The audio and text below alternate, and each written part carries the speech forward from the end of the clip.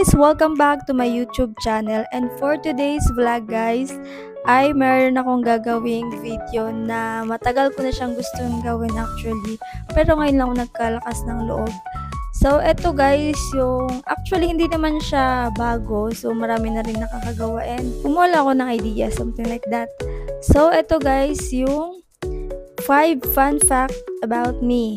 So, una guys is mahilig ako sa seafood.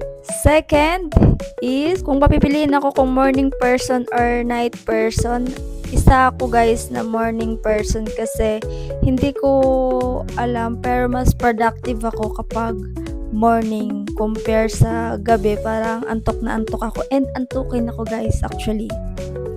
Third, my weird habit guys is minsan pag ako lang mag-isa sa bahay, kinakausap ko yung sarili ko. Nag-uusap kaming dalawa.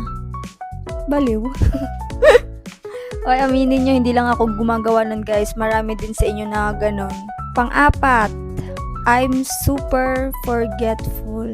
As in guys, alam nyo ako, fast learner akong tao, pero short-term memory loss. Lalong-lalo na sa mga ano guys, yung mga date. Kunwari sa work. Nag-leave ako ngayong araw.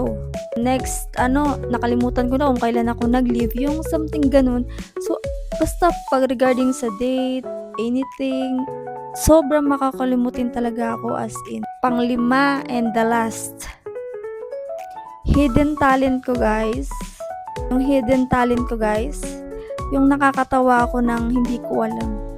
Kasi nga guys, Bisaya ako, kaya may time talaga na alam mo yung mga binibitawan kong salita talaga. Hindi ko naman siya sinasadya, pero alam mo yung mga nakakasama ko, yung pinagtatawanan na lang ako bigla. So ayun lang guys, sana mas nakilala nyo pa ako dun sa 5 na yun na i-share ko sa inyo guys. So see you in my next vlog and thank you for watching guys. Bye!